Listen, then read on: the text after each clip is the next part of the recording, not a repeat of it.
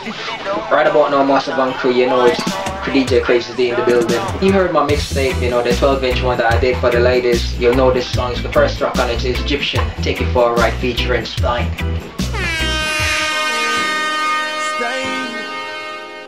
Alongside the one Egyptian for the ladies, why the ladies, oh.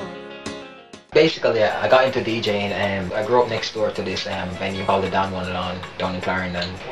All the late greats like Barry G, Barry God, you know, Stone Love, Stereo Mar Sounds, they all played there. As a kid I actually got a chance to listen to all of them.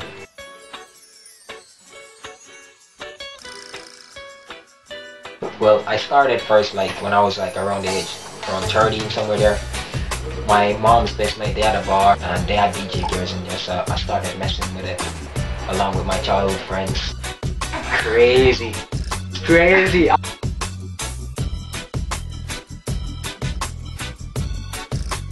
Well, my main influences was I used to collect, I had this huge collection of flash cassettes, right? I was a big Kilimanjaro fan growing up as a youth. And I started actually cutting up cassettes together and making my own mixes.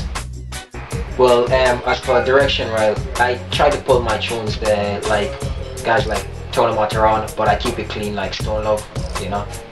Because at the end of the day, you can appeal to only so much people or crowd when you're too dirty. But if you actually have a mix of everything, you know, it's like food, like you're cooking the food.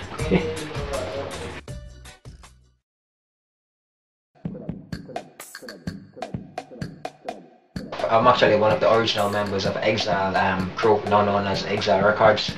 The crew split up, you know, boys will be boys, I won't get into that. So I joined a sound system called Satisfaction with another friend of mine. But it was brief because I moved like to Europe because my sister was living here. When I moved there, it was like I moved from country to city. Now it was country to bush because it was a total different thing, you know. And I didn't bother to bring equipment. I thought there would be like big names like what is back home. So I met a few like DJs here, like they were on the hip hop scene. I showed my skills, so we used to like do some Friday night session. And then I realized playing hip hop was actually after a while making me feel homesick, you know.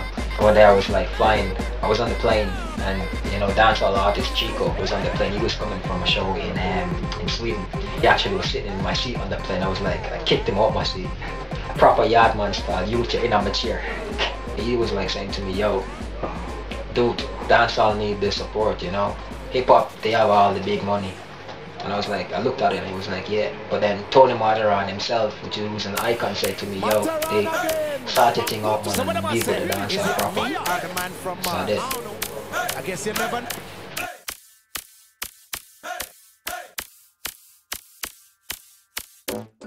Well, it's a total different thing because in the night, you know, it's live and stuff that you can do in a club, you can't really do on here because on here you think smoothness, you have to keep that clean cut, you know. The recording on here you hear the flaws, where in the club you can mess up, nobody will notice because you're too drunk.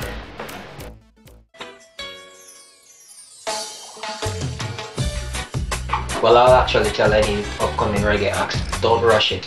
Take your time, do your homework, and make sure you pay attention to your library. Always be getting that song, or rooting that song, and looking for those little rare things. Because a lot of DJs here that plays reggae, they tend to not know much about the genre. They just jump onto the genre, which is the wrong way to go. Always do your homework. Look out for a series of remix mixtapes. I haven't released them yet. I've been doing them over a period of time, so you can look out for it. I'm gonna update it to the band page. So if you're watching this, you're actually on the band page right now. So make sure you tune into that. You know, we're going boom. Crazy.